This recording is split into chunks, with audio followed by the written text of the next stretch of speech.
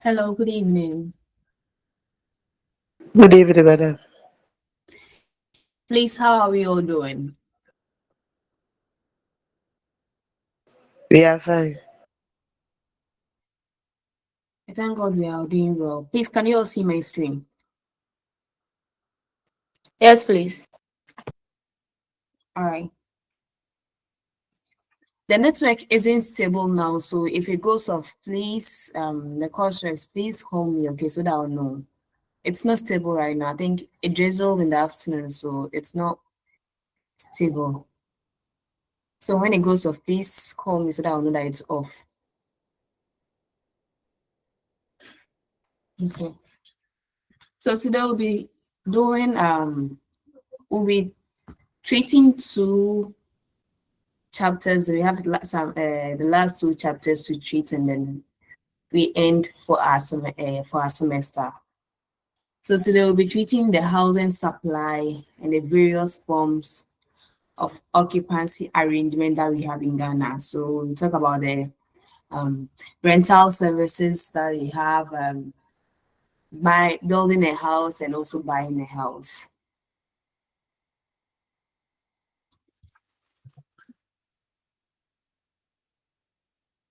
So before anyone occupies a house, or before anyone acquires a house to live in, there are some one or two things that will influence the decision that you make. Okay, the decision as to which house that you want to live in, and these are what we are going to discuss as the factors that influences our choices of housing. And these factors are the money that you have will determine the type of house you live in, the site. Okay, we'll talk about the location of the house and then the neighborhood. We also talk about the family size and the needs of the family, and also we talk about the family life cycle, as well as some zoning regulations that will also influence your choice of housing. So the first one that we'll talk about is money as an economic factor. It is one of the main factors that will influence your choice of houses. The money that you have, the exact amount of money that you have, or the budgets that you've made to purchase a house will determine whether you rent or whether you will buy or you will build a house. Your money can also affect the type of house that you will choose. Will you choose a big house or a small house, or a house in a small corner in an outskirts of a city, or a house in the city? It will determine the location of your house. The amount of money that you have will determine the locations of the house. It will determine if you pick a house in a rural area or you pick a house in an urban area. It will determine if you rent a house with a shared facilities like toilets and bath and kitchen.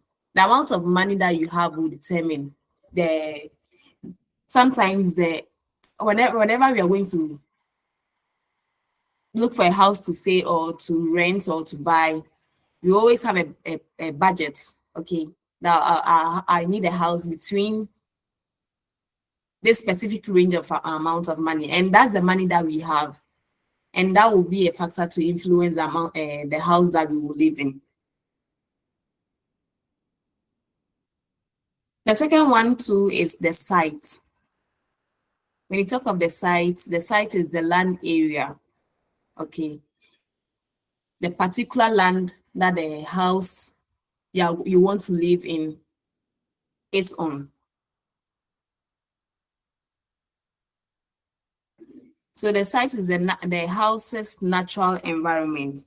So the physical characteristics of the land will influence if you take that particular land house or you not take it. So the physical characteristics like the drainage of the land, the land condition, if it's waterlogged or if it's muddy, will influence your decision.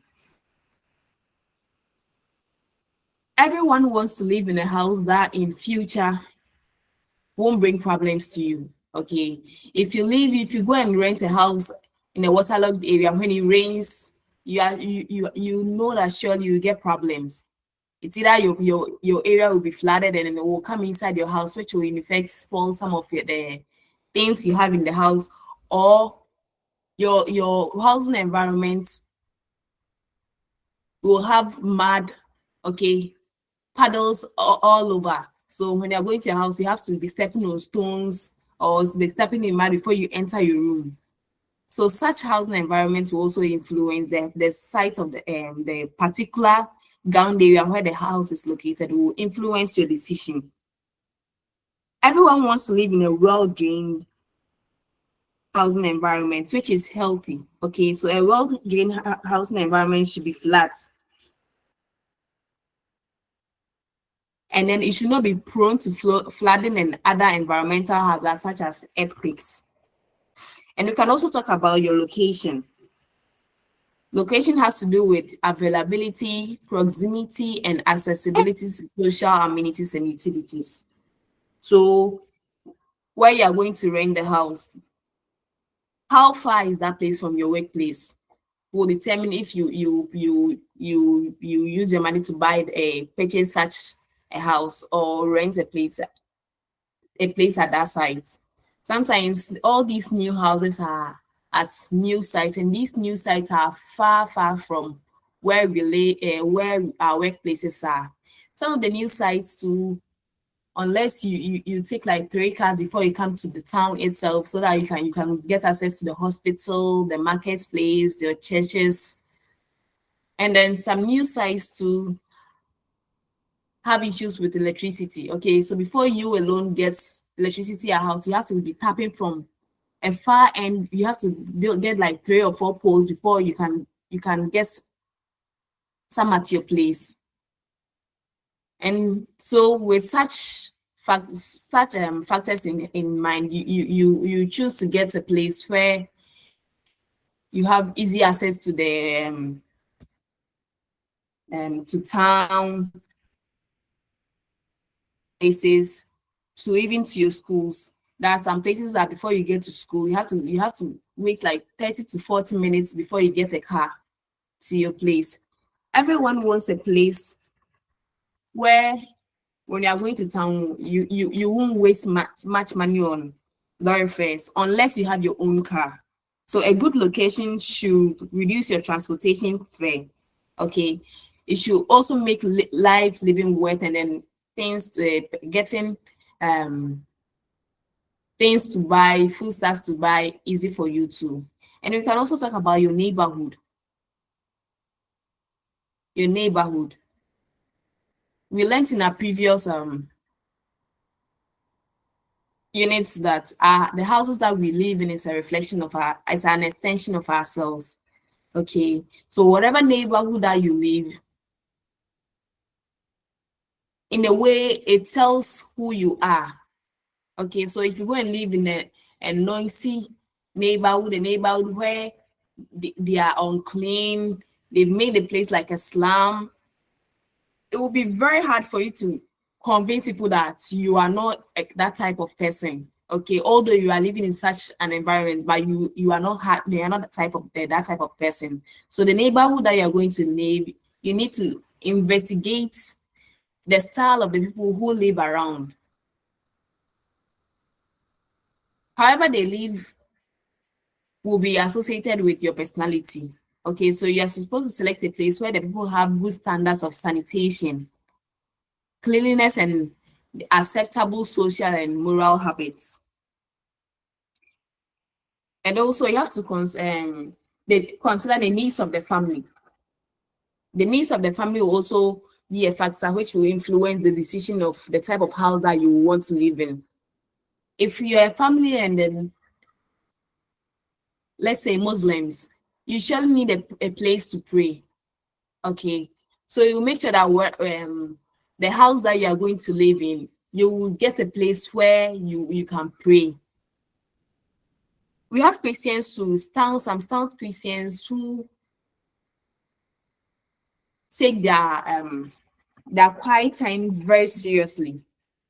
Okay, their quiet time and then their Bible study times very seriously. So in their house, they make sure that they have this one room which they set aside for such things. So they go there to pray, they go there to meditate. So if a family, and then you need that, you consider having such a place. So if you're going to rent a house and it's two room, it's just one room, you make sure that you get a place where you can be having your quiet time or a study room. And as such, if you are to choose between a two-bedroom and a one-bedroom, you choose between a two-bedroom because in your head you can think that okay, you and your family can use the one room, and then you can set the other one room aside to cater for such needs. Okay, so the needs of the family will also influence the decision on which house you have to stay in. And then the various family life stages in the family life cycle.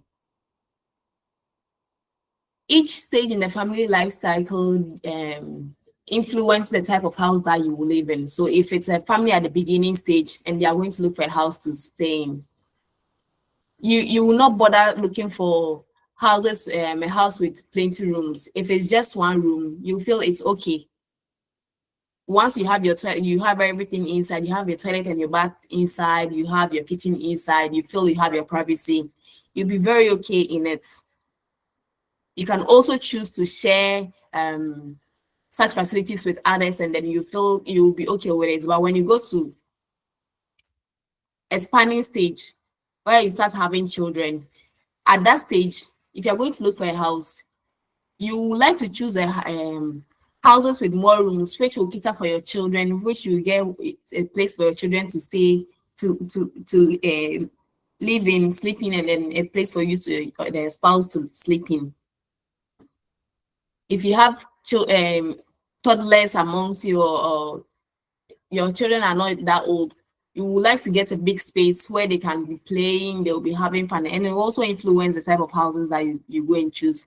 If you also have a family at a contrasting stage where you feel like, oh, your children most of them will not be in the house, they are mostly, they'll come to the house. Sometimes some of them are in the universities or secondary school, so they'll come to the house during just vacation. So if you're at that stage and are going to look for a house, you can choose a house. You can just be mindful of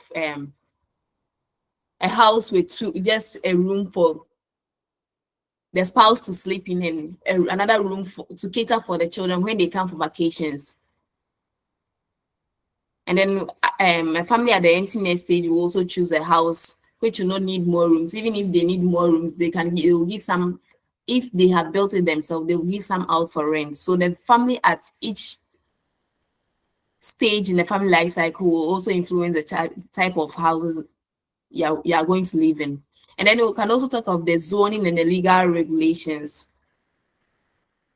in our various housing communities, which will also influence the type of houses that you go in live in. For example, in some areas, you can only put up a certain type of houses. So if you have your house plan in mind, okay, in your mind you want to build a 3-story building, and for that particular area that you want to buy, you want to buy the land, they tell you you can't build such house there, and they give you the specific reason why you can't build a house there. You change the location and you're going to go and build it at a different place where you can build such house over there. How then do we acquire a house? Most of the houses that we are living in, it's either we rented it, okay, or we built it ourselves, or we bought it. It can also be an inheritance, okay. It can also be from lotteries, and can also be from awards. So we have various ways to acquire houses. It's either through renting, building, buying, inheriting. It can be through gifts. It can be through awards. So you did something good in the community, and then they awarded you with it. And then we have, when it comes to financing our house, we have different ways you can raise money to acquire our house. So first, it can be from our own resources. our own monies that we've saved as time went on. If you had the goal to build a house, I know since you started having that goal, and then you gave yourself a particular time that at this time I have to get my own house, I have to build my own house. You started saving towards it. So from your own resources,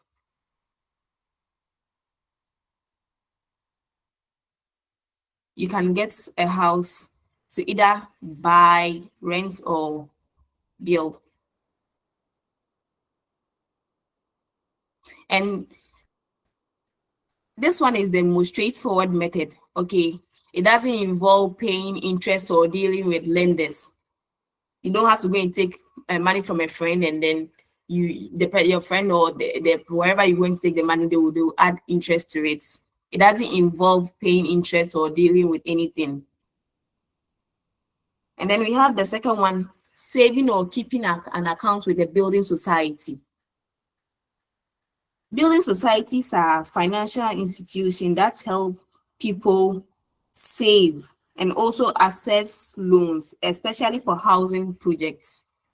Okay, so in Ghana, we have some building societies like Ghana Home Loans, Republic Bank Ghana, and some SUSU saving schemes, which also give loans out to people to build their houses. So before you get a loan from those people, you have to be saving with them before you can qualify for a loan. So before you qualify for a loan, it will be based on the amount of money or the period you've been saving with them. And these building societies usually offer lower interest rates than commercial banks. And you can also take a housing loan from your employers. From your employers, wherever you work from, you can also take a loan from them. With this, you have to work with the employer for a certain number of years to qualify for such a loan. And also you have to gain the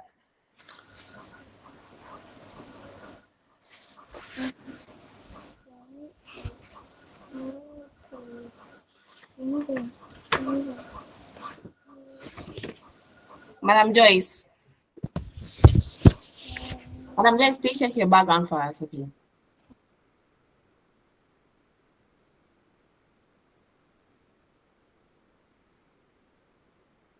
And I said with this, you also have to win the love, okay, such reputation from your employer before he can give you such a loan to finance your house projects. The loan that you can take from your employer can be an interest-free, or it can also have a lower interest rate. And sometimes repayments can be done from your monthly salaries. So it's an agreement you can go with your employer that, so every month, out of this amount of money that you give me, take this amount from it because I need this specific amount to help finance the house that I want to live in. And can also get a loan. You can take a mortgage loan. Okay, a mortgage loan is a loan that you take to buy or build a house from banks or insurance companies. So when you can go to commercial banks, you can take a mortgage loan from them. You can go to insurance companies and you can also take a mortgage loan from them. It's just the same as the building societies. You must have an account with them before you can qualify for such a loan.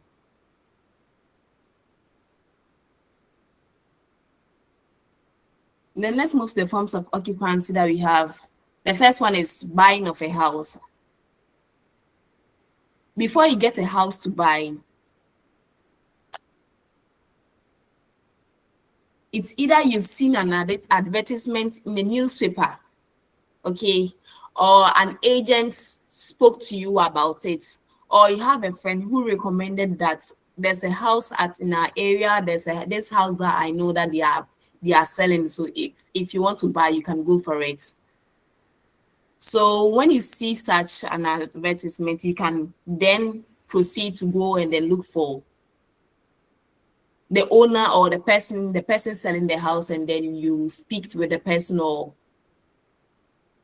proceed on how you can make payments and other things. So it is important to consider the initial costs and other expenses such as the lawyer or agent fee. The initial cost is the amount you will have to pay for the house. Okay. So whatever house that they are selling, they have the amounts tagged to it. So before you make such a payment, you must make sure that the person selling is the real owner.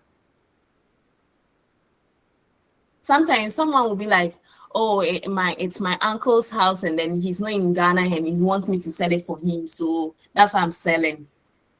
Either way, see, it can be true that probably it's his or her uncle's house that the person is selling for him, but you have to make sure that the house that I'm going to buy, the real owner is aware of it before you make any payments.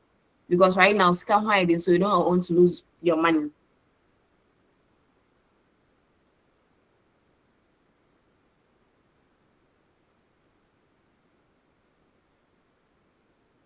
So you must make sure that the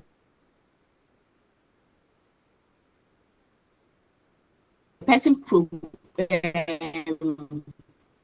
provides the title, ownership or claim that a person or a group has over a piece of land. Okay, it states proof of ownership, who the real owner of the house is. So before that, you have to let the person show you the title or the property rights to show that, oh, this house belongs to this person who is claiming it belongs to the person. To make sure that I am buying the house from the rightful owner. I'm not buying the house from another person or a different person. Okay, to avoid litigation in later times. And also, you pay a fee for the title. Before you went to buy the house was in someone's name. Okay, so for them to change it into your name, to transfer into your new name, you have to pay for it, for such a process to be done. And the amount that you pay is the title fee. If the title is transferred to the new owner, the legal document is signed by both parties and it becomes a deed. A deed is the legal document that transfers the ownership of the property or the land from the first owner to the second person who is going to buy it. So it serves as a proof that there's a legal transaction. Okay, whatever, I didn't buy I didn't just give the money to the person and then by words of mouth the person said, oh, right now it's yours. There is a paper to prove that I bought it from this person and right now it is my name, and it will be signed by both parties and then a witness. Okay, and usually the witnesses becomes probably a lawyer or someone in position. You can't get the person's relative or the person's friend to be a witness. What if both of them have done as a have planned that this is what they want to do? So usually it's between you, the person who is selling, and then a lawyer from a reputable firm, okay, a recognized firm. And then you also pay a lawyer's fee. A lawyer's fee. In whatever you are doing, you will need the lawyer's advice in it. So you pay a fee called the lawyer fee. The lawyer fee is also called a legal fee and is the amount of money paid to a lawyer for handling the legal aspects of buying, selling, or transferring the property. So the lawyer that you are going to pay the money for helped you in conducting the title search. He made sure that the property has no legal issues or disputes. The lawyer made sure that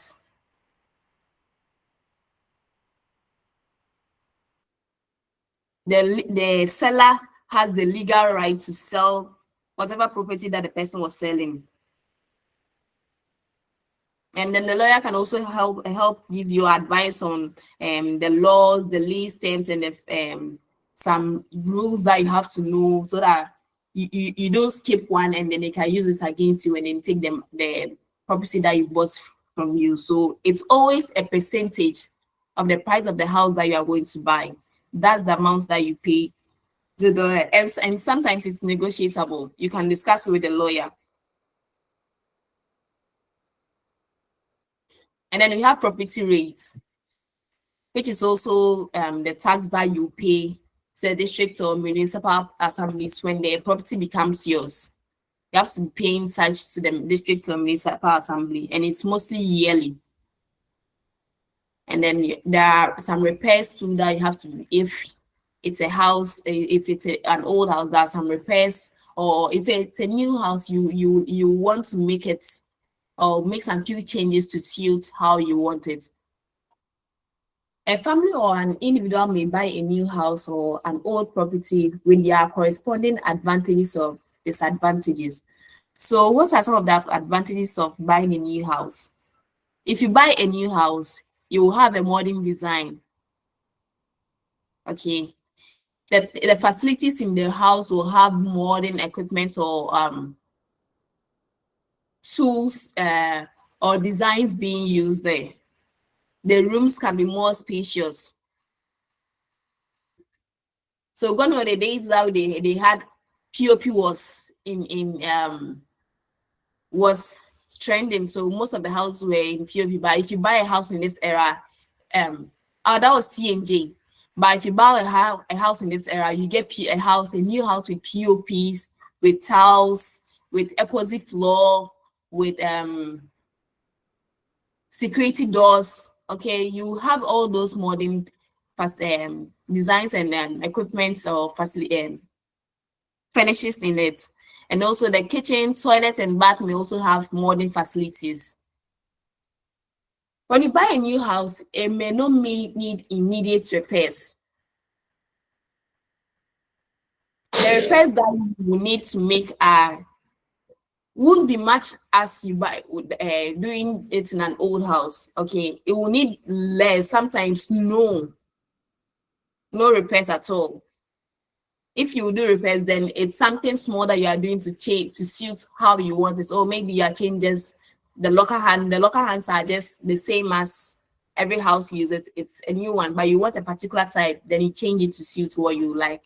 But when you buy a new house, you may not need immediate repairs. And the environment may not be crowded because most of these new houses are built at new sites. And as such, those new sites are not yet developed. So such environments, housing environments may not be crowded. And also sanitation may also be good. It's one advantage that you can also have. And there are also disadvantages. It may be more expensive than an old house because considering the cost of POPs, considering the cost of security doors, considering the cost of tiles, or if the person did an epoxy flooring, the cost of it. Okay, all this will make the price expensive, the price of the house expensive. So it will be more expensive than an old house. And then it may not have sufficient land for expansion.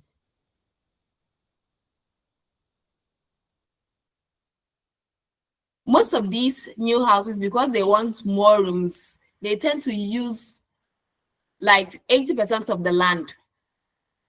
The particular land that if it's one plot or two plots or half plots, they've used almost 80 to 90% of it. So you have sufficient land for expansion. If you want to add something, another room to it, you may not be able to do it. And the new housing environments may not have access to road, water, and electricity. As I said earlier, most of these new houses are at some new sites, so that may be a problem. You may have roads, but they are not well constructed roads. Okay, they may be bushy,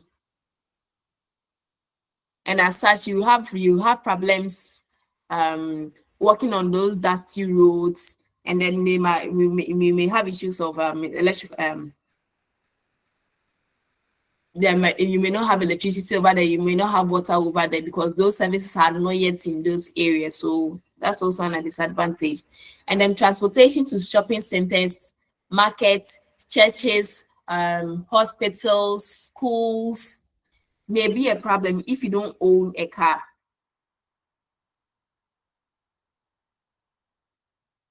There are some new sites that you have to walk. You have to walk a far distance before you get a taxi to go to your main junction before you get a car. That place that you get car passing most of the time, so you get a car. But before you get to you get that place, you have to walk like for hours, sometimes for a lot of minutes. You have to walk a lot of distance on dusty roads before you get a car to get. And sometimes you will not even get a car to take. So they all become a disadvantage of buying a new house. And then also we can also talk about an old house. Okay. An advantage of buying an old house may be that the house will be cheaper than a new one. Most of these old houses are sometimes just some people's family houses, or a house someone was living in when things were not going well for the person. The person probably was built maybe on a family land, and then the person built some small two rooms, and then right now the person has money. The person has built a new one, so he's trying to sell off the old one so that he can get enough money to complete the new one. So they will sell it at a cheaper price. So it may be cheaper than buying a new house because sometimes they will not have the new or the modern facilities or the equipment used as buying a new house. And then it may often have more land around it for expansion. Okay.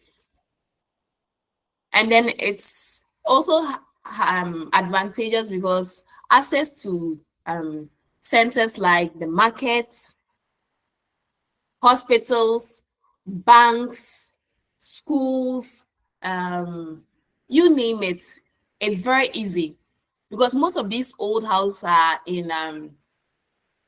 are in the center of towns. Okay, so where they have most of activities going on, that's where most of the old houses are. So access to those places are very easy. You don't need to. You can take a car back. You can also walk to wherever you are going. Okay, and then it also has disadvantages. Those old communities may be crowded. They may be crowded, especially those communities that are close to market centers. They will start building using some parts of their house as shops. Okay, so they will attach a small container to one side and they will attach small containers to it. So by the time you realize, the place will be very crowded. And you can't tell them to remove their parts because you just came to live there and then you don't want to see such. You can't say that to them. So most of these communities are crowded. And then sometimes sanitation may be poor, or the house that you bought may have rundown facilities. Like the tap will not be working. There may be faults in the electrical appliances that they have there, or the electrical wiring. There may be cracks in the walls. So you need to mend it. And then they may need immediate repairs too.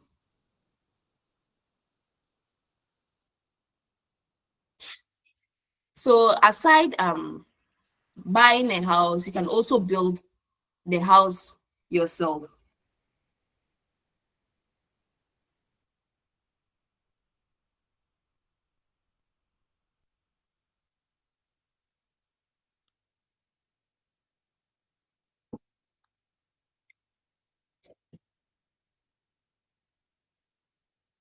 So before you build a house, there are some processes, or there are some steps that you go through. You don't just start building the house.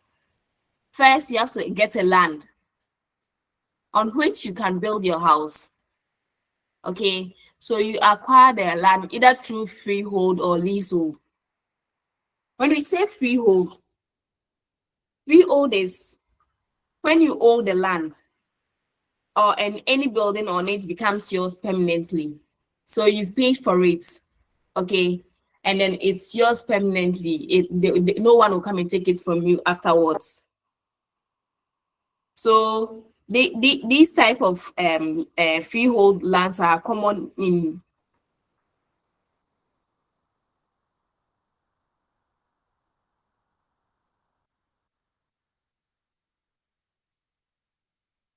rural and then family lands. Sometimes when you go to the rural um housing environments, you get a land and then you pay for it and then it becomes yours. Okay, someone can be selling their family land and then you pay for it and it becomes yours. That means it's yours forever. And then we have leasehold too. Leasehold means you are renting the land. Okay. So you are renting the house for a fixed amount for a particular number of years. So after that year, after that particular year is exhausted, you either renew it or they take their land back. So it implies that the land isn't yours, totally yours, as we have it in the freehold. It will be taken when the time is due. So you can acquire the land either through freehold or leasehold. And after that, you register the land.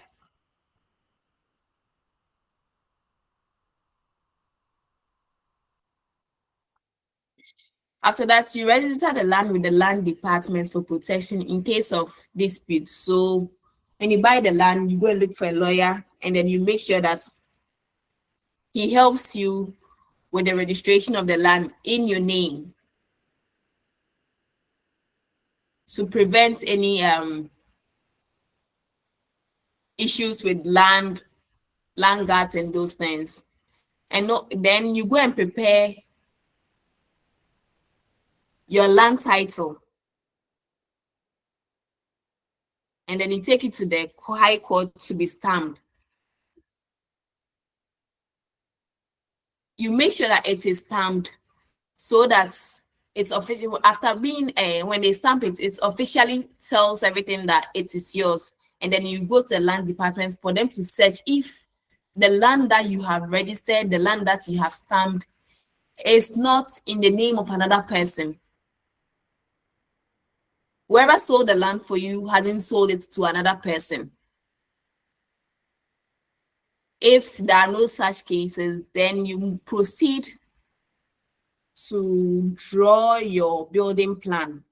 So you can get a draftsman or an architect to help you draw your plan based on how you want it, the number of rooms you want, the location you want this side, you want this, you want your wardrobe to be this. You tell all those to the architect and then he designs your plan for you.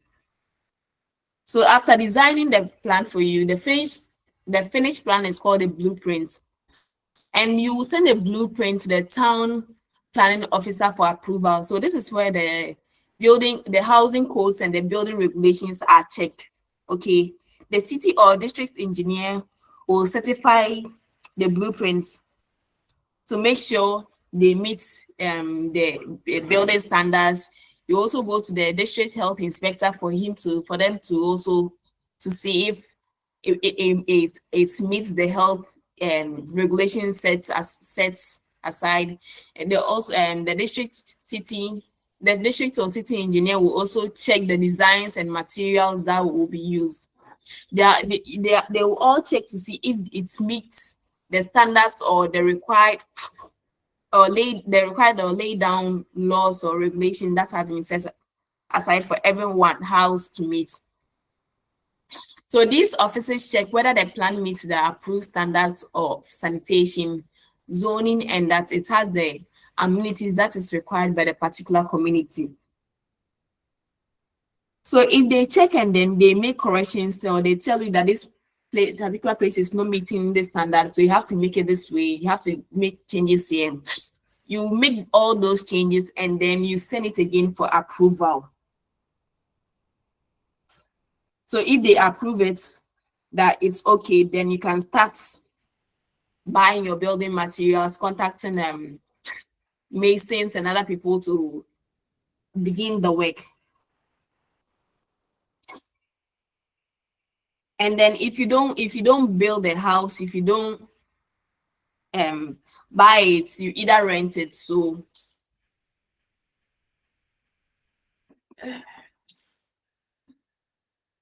you can also rent a house. Renting, as we did for the buying of house, you can rent through an agent.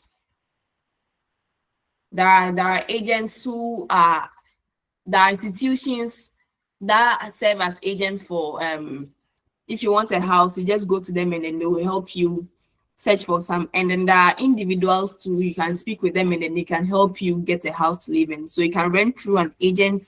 You can also search for it yourself. Okay, you can go to the particular area that you want a house, and then you go and be asking around if they have houses around. People can be recommending, oh, I don't have rooms here, but I can go and check this person's house. I once heard they had rooms available.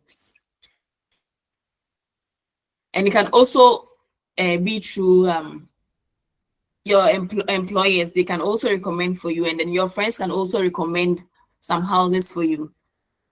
A house may be rented with a formal lease or an informal lease with no conditions attached. So the formal lease is the pen and paper agreement. Okay, right now we type them. So it is the agreements which serves as a legal proof that you went to rent a house from a particular person. So there's a legal arrangement between the landlord and the tenant. So the formal lease will state the period in which the property is being rented. Okay, so if it's in this year, the person will write a particular date. The name of the landlord who is renting it out, and also the name of the person who is renting the house. You can also talk of the amount of money to be paid and the conditions of payment. If you paid for 1 year, it will be stated in it. If you paid for 2 years, it will be stated in it. If there was an agreement that, oh, if you don't have money in the full amount right now, so you pay this particular amount, probably 70% or 80% of it, it will be stated in it that you pay this amount of money. And then there are some conditions for payment. If you'll be doing your payment on monthly basis or on yearly basis. Some lease will also specify the responsibility of both tenants and then the landlords. And the lease can be renewed when your tenancy expires.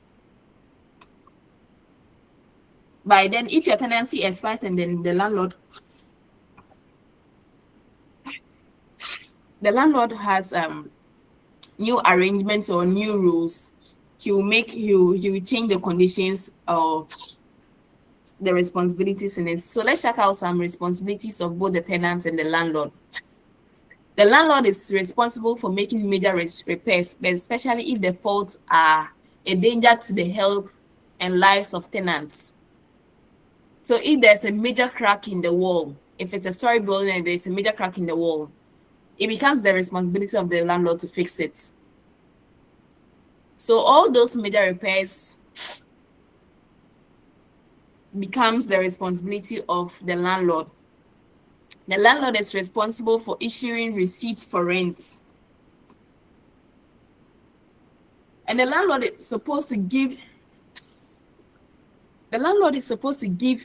adequate notice before asking the tenants to move out, at least 3 months before your time expires.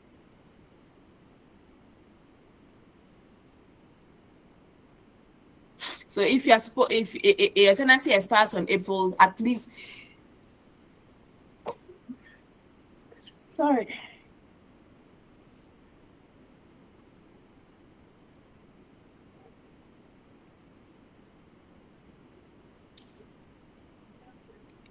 your landlord is supposed to give you a prior notice that when this time is due, I will take my house back. Okay, so that you can use that 3 months period to look for a different new house.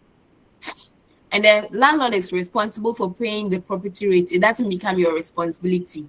Yours is just to pay your rent and do what you're supposed to be doing. The landlord is responsible for paying the property rate because it's in their name, not your name. And then the tenant also has to make sure that the house is clean, both inside and outside. If you're a tenant, you don't say that, okay, I should be cleaning just my rooms. The place allocated to me, that's the only place I'll be cleaning. If there's a big mango tree in our compound and there are always leaves under it, you have to be you have to help in sweeping. If there are like 3, 4, 5 tenants over there, you can share. You can have a duty roster on who sweeps on a particular day. Okay, you don't you don't just tidy up your space and then leave the compound untidy just because you rented just your space. You didn't rent other space. So you have to make sure that both inside and outside, especially outside, is kept clean. And also, as a tenant, you have to consider other tenants by not making too much noise. I know it happens in most of the rented apartments. If you feel like you want to be playing worship songs on every Sunday, it's allowed for you to do that, but you have to make sure that it doesn't disturb the other tenants. Probably you will be the only person enjoying the song, but the other tenants will not enjoy the song. Most of the time, those songs in our local languages. So if I'm ever, and I'm playing the gospel in my language, the other person cannot relate. Who is an Ashanti cannot relate to it. Okay, so you make sure that the song that you are playing will not. It will be a gospel, but just because it's so loud and the person cannot relate to it, the person might tend to think that you are just making noise. So you have to make sure that you don't make too much noise to worry other tenants. And you have pets and other animals. If you're wearing and chickens or goats, hens, like any of all those animals, you make sure that they don't go and then defecate in someone's veranda. If they do it, you can't. There are some animals that you can control, or they do, like dogs. If they do it, you make sure that you go and clean it as soon as quickly, so that the other tenants will not come and see it and then complain about it. And as a tenant, you make sure that you keep the furniture, equipment, and fixtures in good order.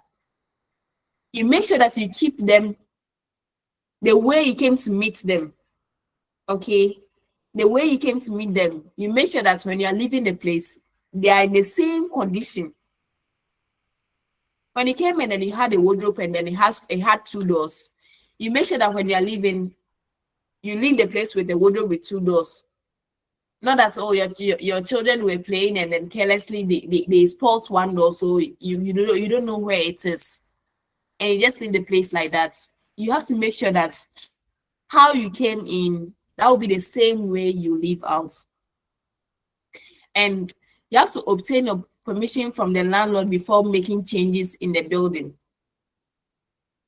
If you want to punch holes in the building to hang maybe your pictures or to hang your TVs, you have to make sure that the landlord is aware before you make such changes. Some landlords will not permit you to do it. Just because if you make those things and then you are leaving, they have to use another money to fix those things. Sometimes you will leave probably without their notice, or sometimes they will not be around when you are leaving for them to come and check if all these things are in order, so they will not permit you. So if you want to do those things, you make sure that the landlord is aware before you do it. And always make sure that you obtain receipts for your rents paid for future references. The advantage of renting is you can rent to suit your income. Okay, whatever amounts that you have, you get a house to suit it.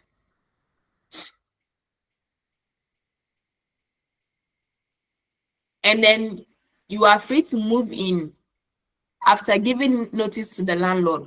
So after telling the landlord that you want to rent and then you pay the rent, you are free to move in anytime, because once you've paid it, your tenancy starts from that time that you've paid for it. And the landlord is responsible for paying the property taxes and the rates. So you're not the one paying it. And then you're also not concerned with major repairs.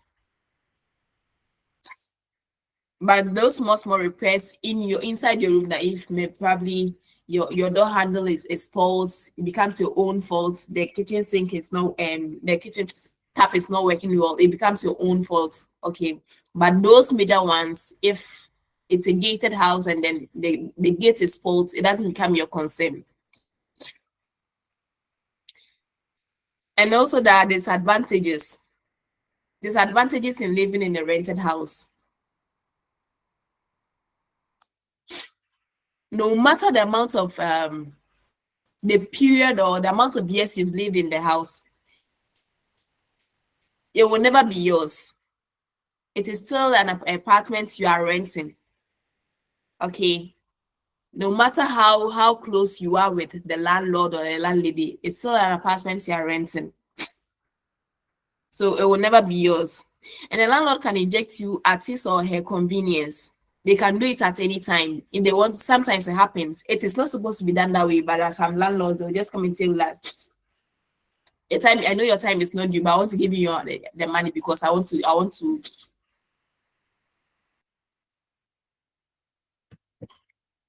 take my house.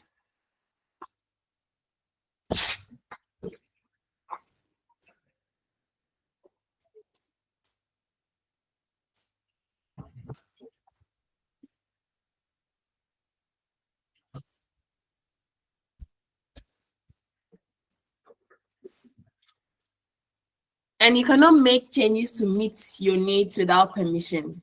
As I said, if you want to make any changes, you have to make sure that the landlord is aware. So if he or she doesn't grant you that permission, you can't do it. And the landlord can increase the rent when it pleases him. It happens most of the time. They will just be there and they will increase the rent. Repairs and decoration may not be done regularly or on time. If there are major issues in the house and then the landlord has to be doing it, sometimes you go and tell the person and then he will just do it at his convenience. Probably you will be needing it, but he feels that when it's ready, he will come and do it. And then sometimes there can be no privacy in a rented apartment, if especially you share some facilities together.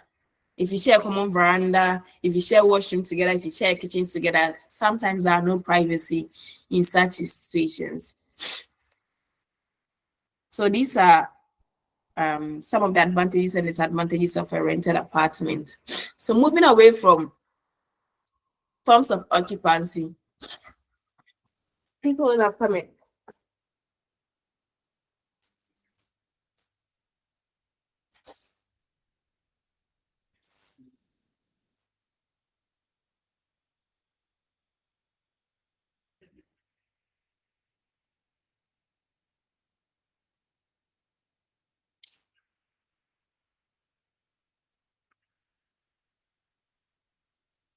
When you go and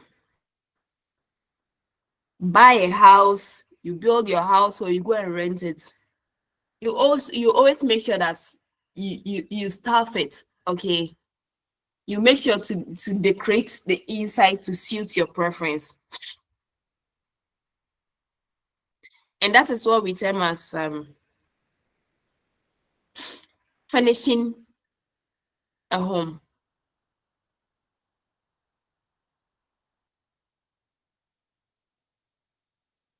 So furnishing a home means providing it with the necessary furniture, fitting and accessories to make it functional, comfortable, and visually appealing for living.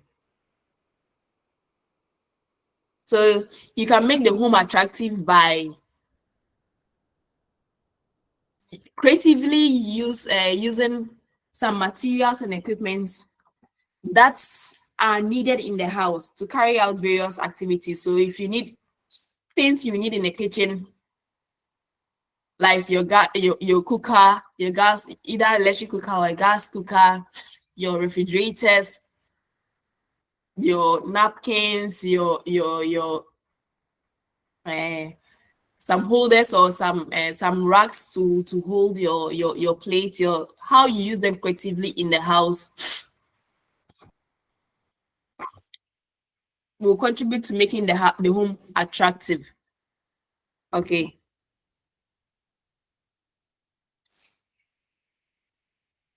Furnishings are the tools, the device, the outstems that are found at specific centers in the home, which are used for specific activities to maintain members and to beautify the home. Furnishings are the piece of equipment that are necessary or useful for comfort and convenience. So they include items such as your tools, equipment, furnitures, tables, TV sets,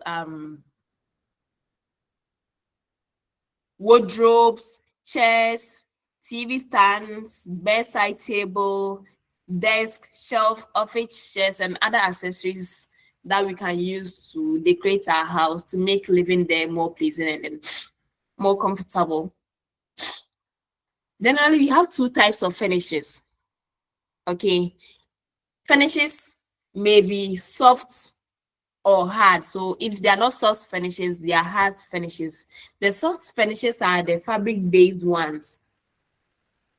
Those finishes that we have in the house that are made of fabrics. Okay. So they are the decorative elements that add comfort, texture, and color to a space. So examples are curtains, cushions, covers, floor covering, household linens,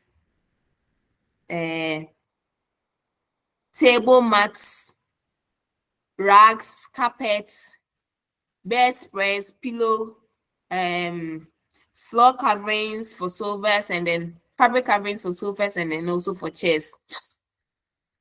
So those are the soft finishes. Their purpose is to create a comfortable and inviting atmosphere, and then it can be used to express personal style and also add personality to a room.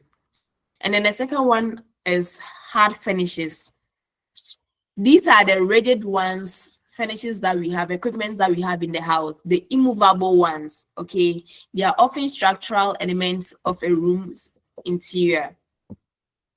So examples are the furnitures that we have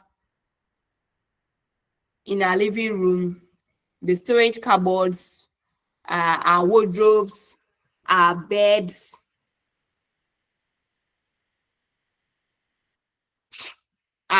some appliances like the washing machine, the refrigerators, the sound systems that we have, shelves. Those ones are the hard finishes that we have. So they provide the basic functionality and structure of a space. These hard finishes are typically made of materials like wood, metal, glass, or sometimes plastics. What are the points to consider when you are going to choose finishes? To choose finishes, you have to first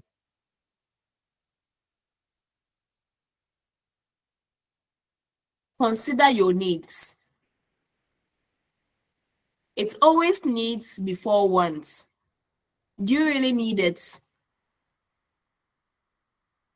You probably have a mirror in your house. Okay. Every lady wants a mirror in their room to check out ourselves before leaving the room. I know men too also want them.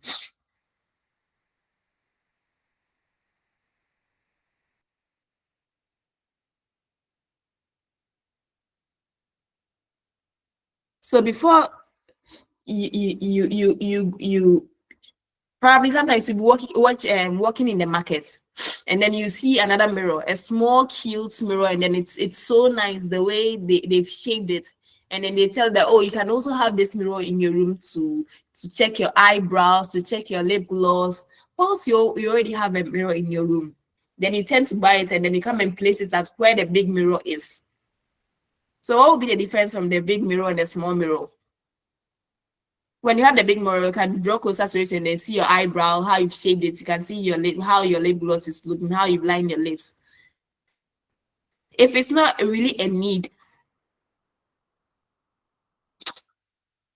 you don't purchase it.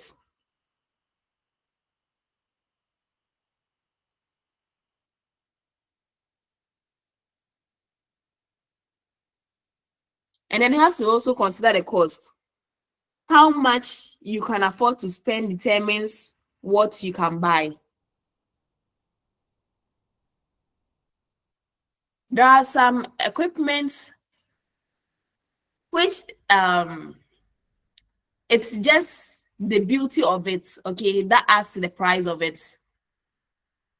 But you can get same equipment, okay, at another price, which is not really as beautiful as the one expensive that you want to buy. But if it serves it serves the same function. Okay, so you have to make sure that what you're going to buy will be worth the price of it. And then you have to check ease of cleaning. Choose equipment that are made of materials and design that are easy to clean. Don't choose equipment that look only beautiful but in their design, but choose equipment that are easy to clean. There are some equipment that are their structural designs, okay, contain some holes or some parts that your hand cannot go, or when you're using even a rag to clean it, your hand cannot go pass through those sides to clean it well. So whatever equipment that you're choosing to furnish your room, you make sure that it is easy to clean. Those equipment, especially the hard finishes, because they are fixed and then we don't move them regularly, they tend to catch a lot of dust. Okay, so when you're choosing one, you make sure that you choose one that you can clean easily, so that you don't have visitors and then when your visitor pass by and you see that, oh, the visitor's dress is that's because the visitor passed by it. So you must choose those ones that you can clean very easily. And you have to also check the safety of it, the safety of such equipment that you are going to buy. Is it safe to use?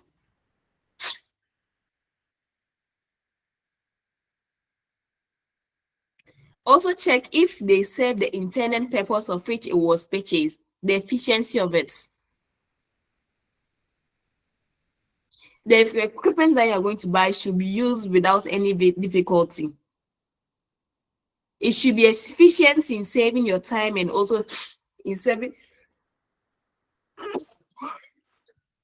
sorry, your energy. And also check the durability of it.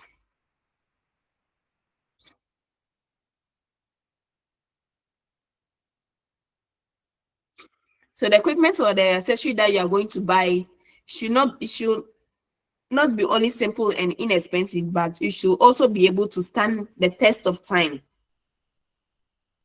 That is, it must be used for a reasonable long time before it wears out.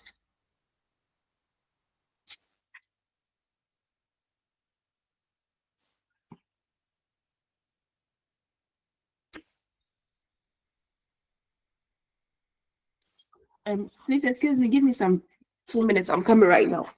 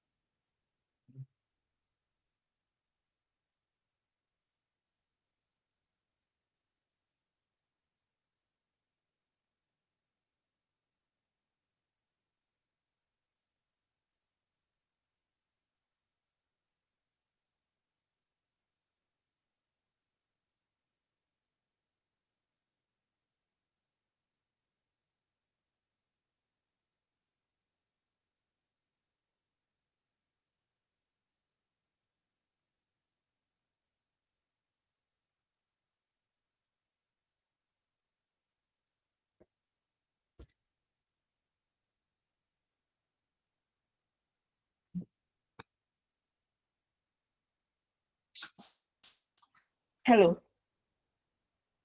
Hello. Hello, madam. Okay. I'm sorry, Hello, please. madam. I'm sorry. Sorry for Okay, that. so thank you. So let's move on to the functions of finishes. Functions of finishes. The finishes that we have in our homes play a role.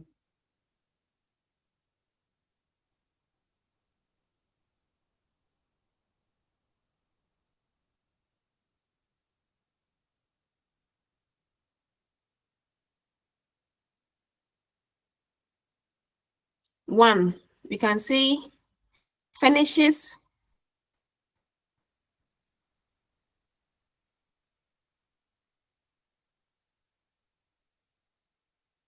provide security and solidarity.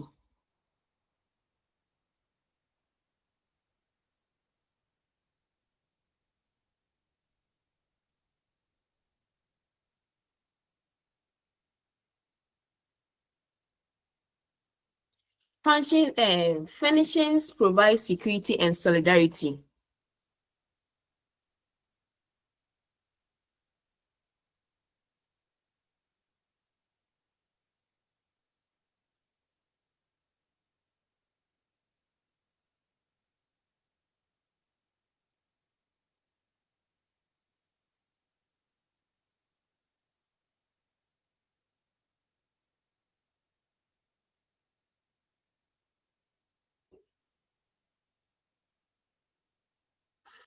Some furnitures like doors, okay, door handles, okay, windows provide security for us in our house. They can also afford family members privacy as well as group life. When you have curtains in your house, it separates, okay, it separates a space. So another person can be having a private life or a quiet time at a different side, and then the other person can also be having a different activity at a different side. So it affords members privacy and also well as group life. So if you have a dining table, family members can sit around it and then eat at that place. It brings people together, and then it also provides comfort. And you have a bed, okay, you can sleep on it and relax. If you have a couch, you can sit on it and then relax. So furnishings can also provide comfort. Your choice of furnishings depends on your taste, your lifestyle, your occupation, your income level. So choice of furnishing is basically a matter of individual needs and taste. It's your preference, how you like it. Okay. It's not like everyone has to have this kind of bed in their house. If you want a bed in this type of style, based on the amount of money that you have, based on the particular color that you want it to be, you choose it. Okay, based on how you want to design your house, how you want to arrange some things in your house, you choose them for it. Sometimes it could be just the way colors are used. It can be how the furnitures are arranged. There are some furnitures which give some form of circular curved feeling be. So you feel like, oh, you like the way that those furnitures are arranged. You choose them. It can be how beautiful those draperies fall. Therefore, one needs understanding of how to use finishes to obtain a pleasant effect. Okay, how to use it, you have to apply the elements and principles of design. Every design that we have, they make use of the elements and principles of designs that we have. So we are going to move into the elements and principles of design. So when you talk of design, design is a pattern showing how something is made or how something is to be made. So when we add elements to it, the elements of designs are the idea or concepts that are combined to form or create a design. So whatever design that you are going to choose in your room, in your living room, at any space, given space you have in your house, they are guided, or we make use of these elements that we are going to talk about. These elements are the basic units that form the structure and message of any design. Each element can be used in various ways to produce large variety of effects. So we use the elements based on our individual taste, the mood that we want to create. It can also be based on the interior, how the space is, okay, how that particular room is. It can influence it too. So the elements of design that we are going to talk about, the first one is a line. A line. A line is an element of art.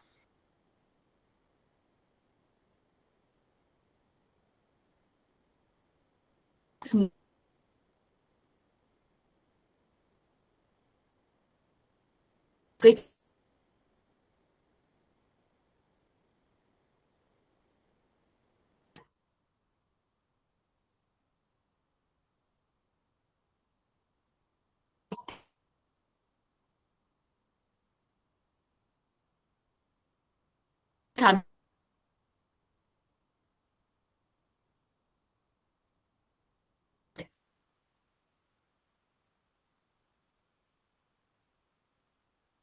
be hard.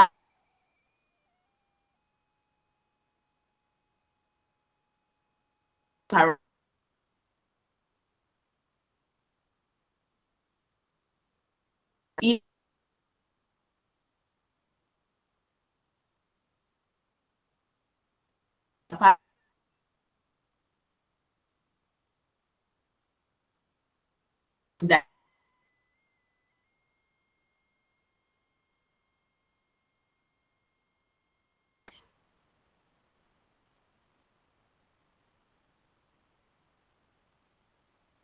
cool.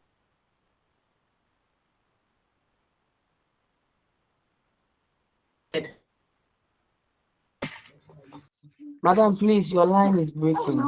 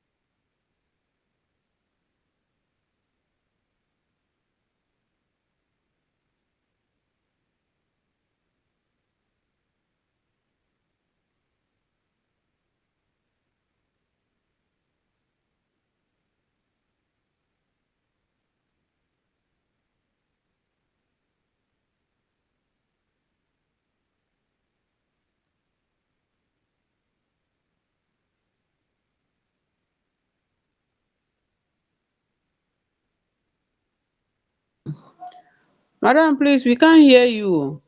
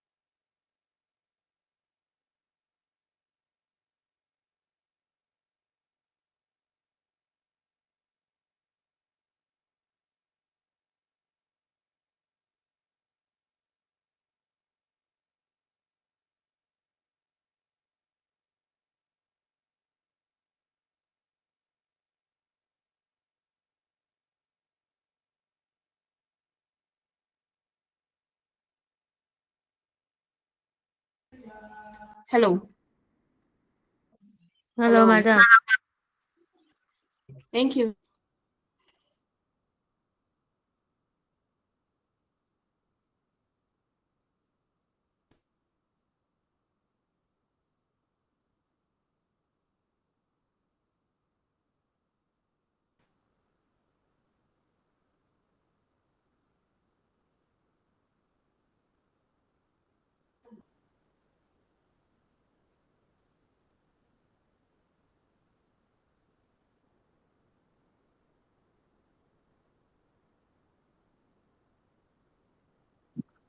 Hello, madam.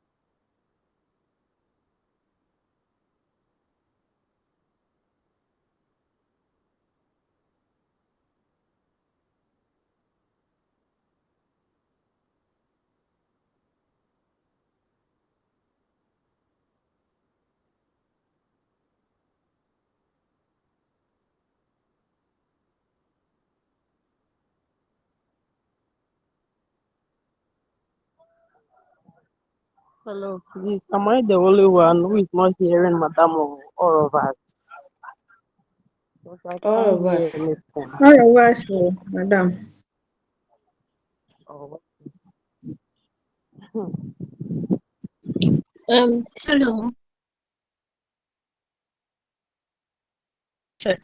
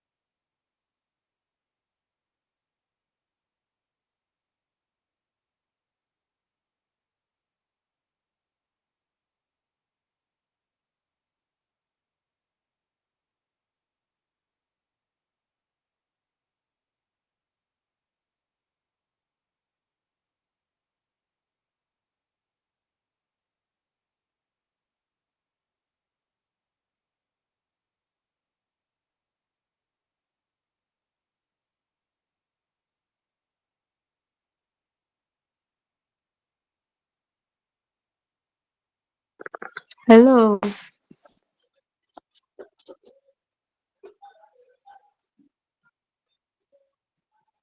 Hello. Hello. Please, Madam said she's trying to join us back. He's having some difficulty, so we should hold on. She will join us soon. Oh, okay.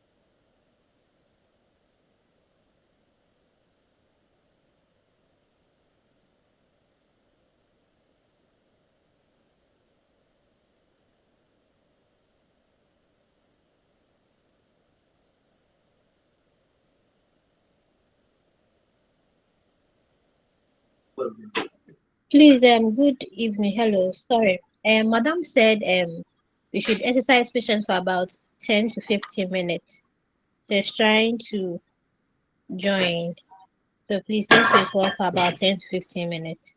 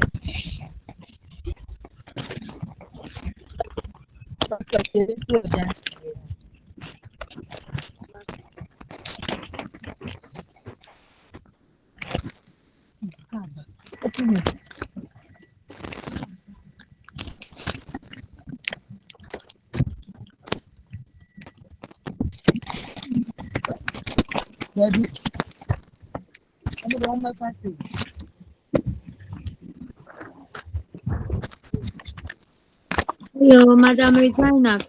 Please check your background.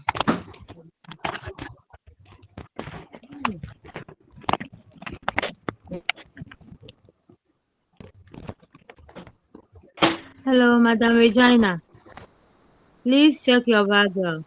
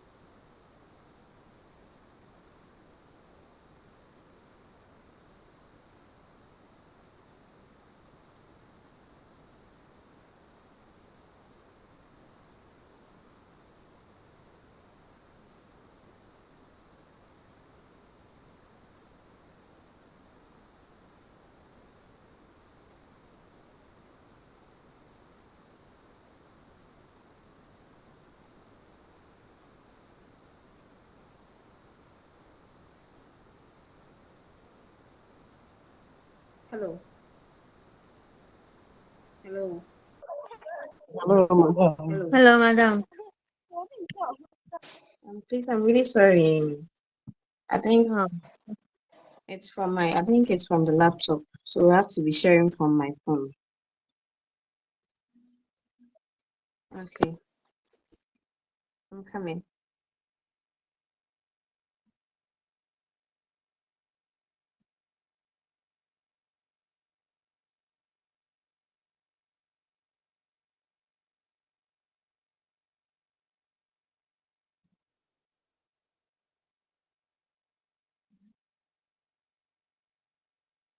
Please, can you see my screen? Yes, Hello. madam. Hello. All right.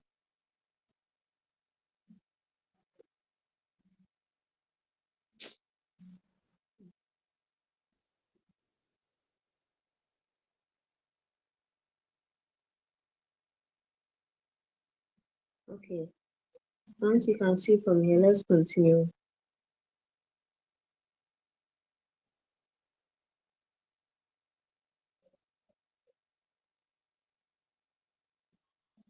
So we're talking about elements of design. Can you all see my screen? yes, Madam. Is this okay? No, Madam. Is it better? No, Madam. Please, it has shift to one side. All right. Let me stop playing and see. What of this? This one is better. Let's do quantitative. Quantitative. Let me see this one. What of this one? So is this okay? Is No, this please. okay? It has shift. No, please. Okay, then I think this one will be better.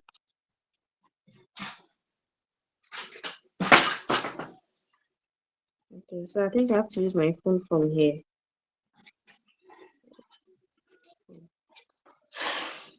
I need So to please, road. what was the next thing? I think we ended at elements of design, right? Hello. Hello, madam. Please, where do they end? Please, we were at elements of design. Okay, elements of design. All right.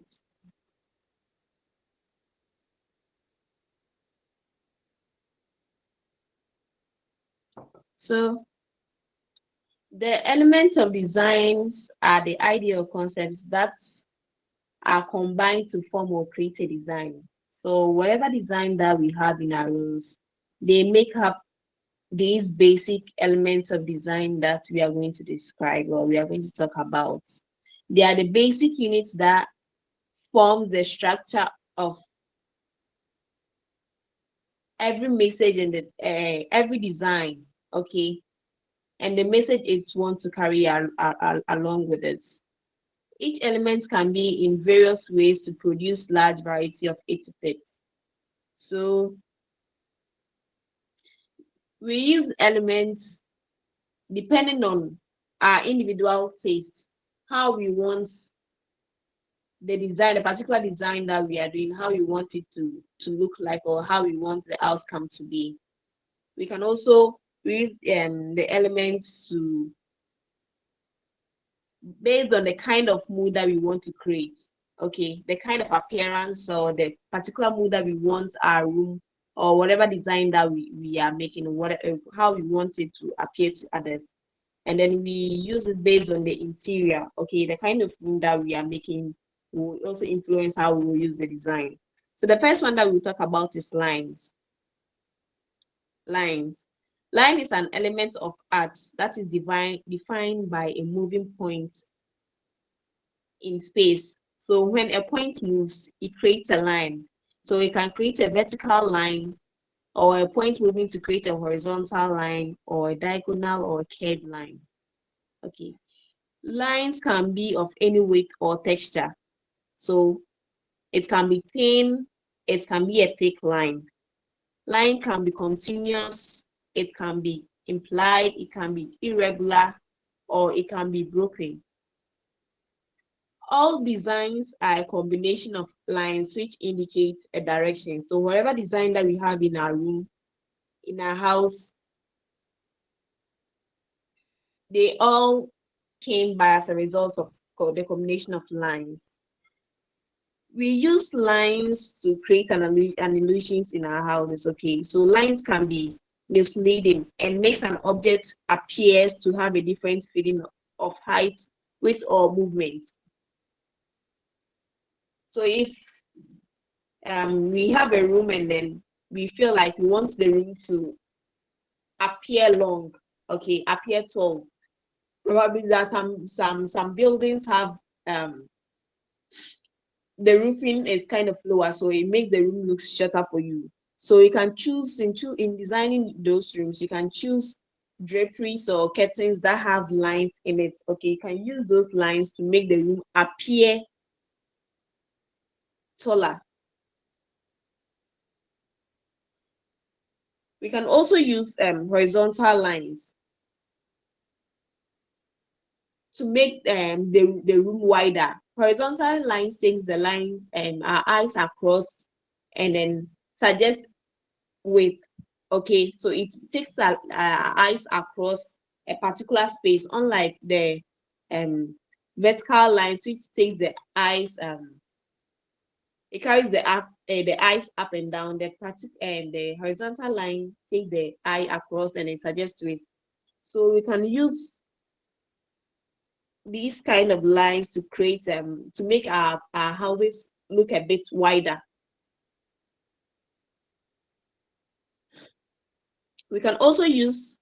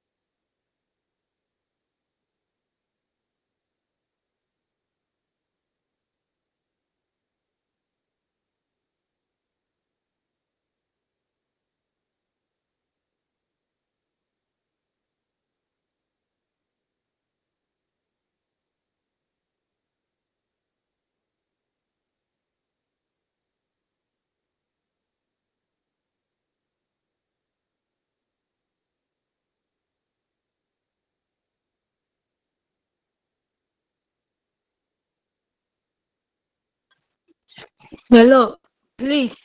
Madam is trying to get back again, so please let's exercise patience. She'll join us.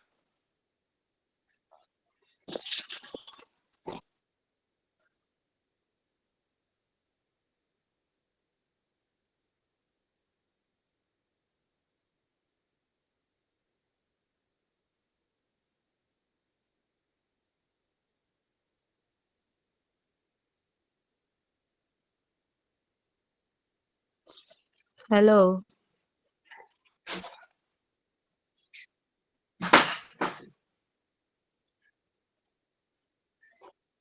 Hello.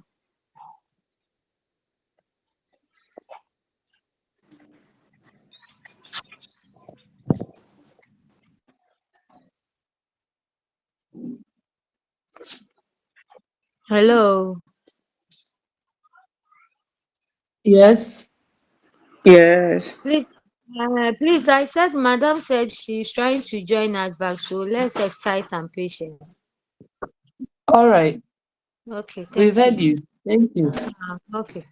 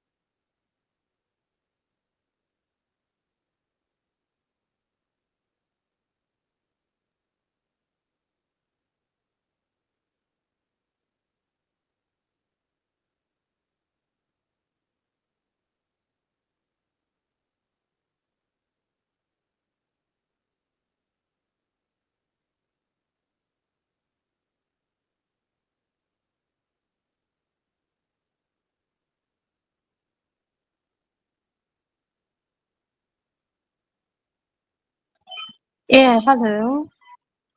Please, Madam said her network she still can't join it. So I should end the class. So she'll do a recording, then put it on our platform for us.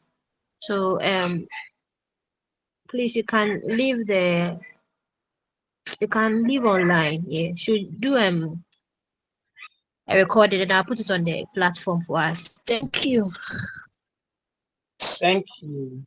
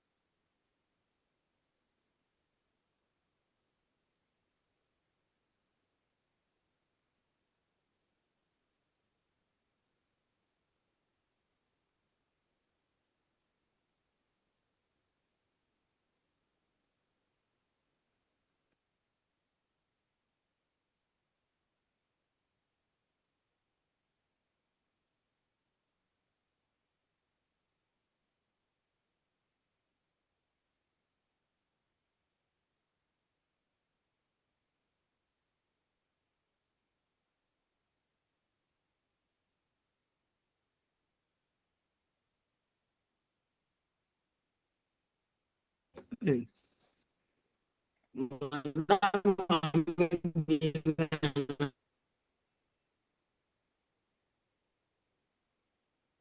So,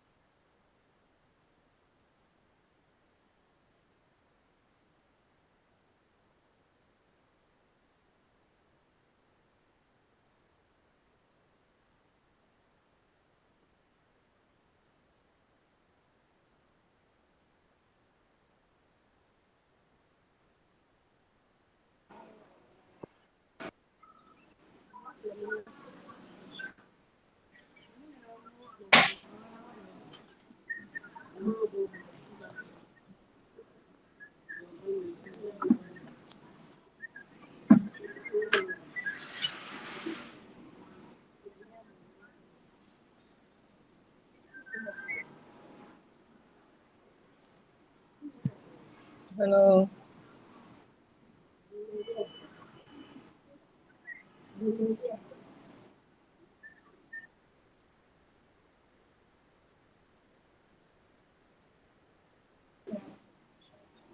Meeting ya fẹ́ràn náà.